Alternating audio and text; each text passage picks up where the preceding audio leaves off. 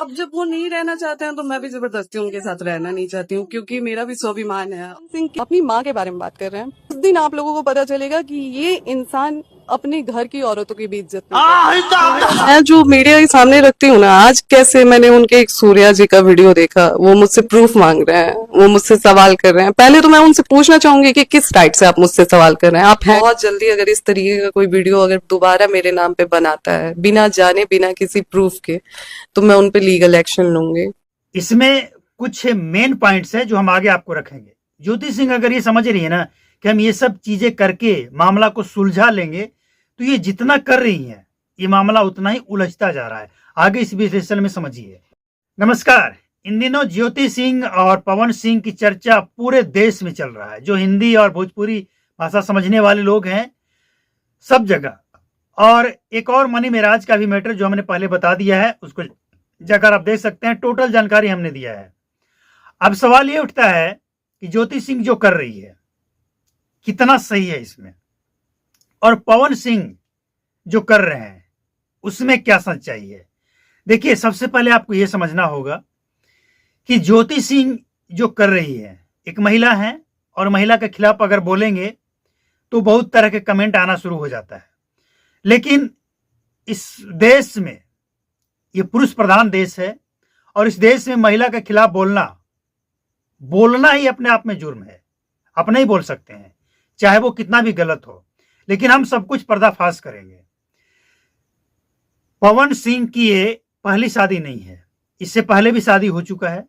और पवन सिंह की हरकतें, और पहली शादी जो हुई पत्नी मर चुकी है, कारण जो भी हो, लेकिन इसके बाद पवन सिंह की हरकतें स्टेज पे हर जगह लोग देखे हैं, समझे हैं, और ज्योति सिंह को भी ये बात अच्छी तरह से पता है।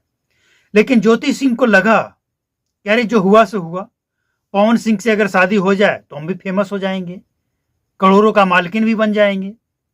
मतलब जानबूझकर ज्योति सिंह पवन सिंह से शादी की है।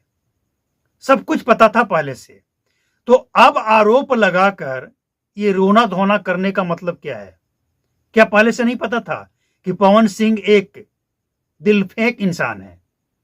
वो एक जगह टिकने वाले नहीं है। सबको, अरे बिहार के जनता को, जो उनके व्यूअर्स हैं, जो उनको देखते हैं, उनको सुनते हैं, उनको पता है। आपको क्यों नहीं पता है? और जिस तरह से आप आरोप लगा रहे हैं, अब ऐसा लगता है कि आपको भी सब पता था। मतलब जानबूझकर अगर कोई खाई में कूदे, उसे आप क्या कहेंगे?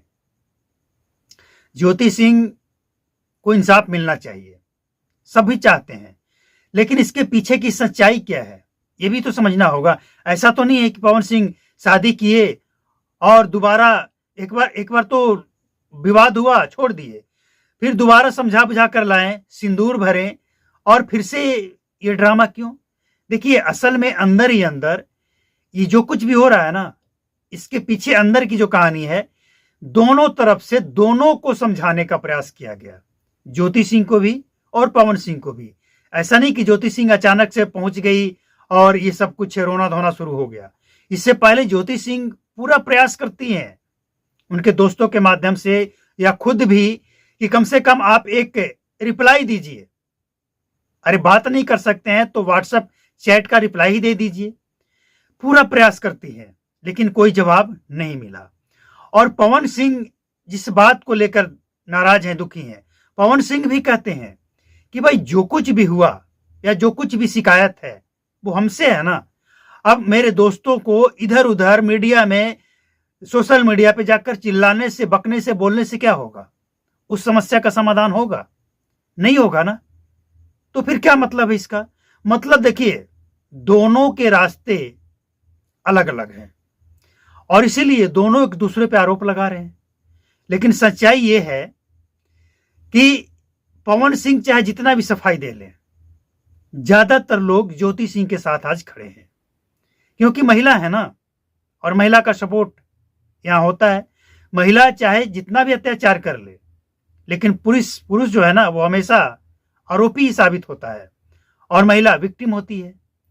लेकिन सच्चाई बिना जाने, बिना सोचे, बिना समझे किसी के ऊपर आरोप लगाना, हम नहीं समझते कि न्याय है।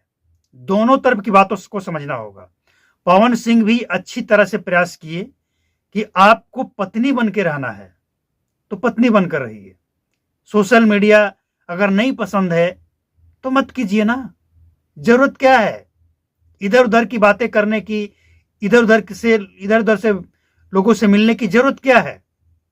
तो पवन सिंह का अपना सफाई है। और ज्योति सिंह क्या कह रही है कि मेरे लिए अगर कोई न्यूज बनाएगा हम लीगल एक्शन लेंगे। भाई न्यूज आप खुद बना रही हैं।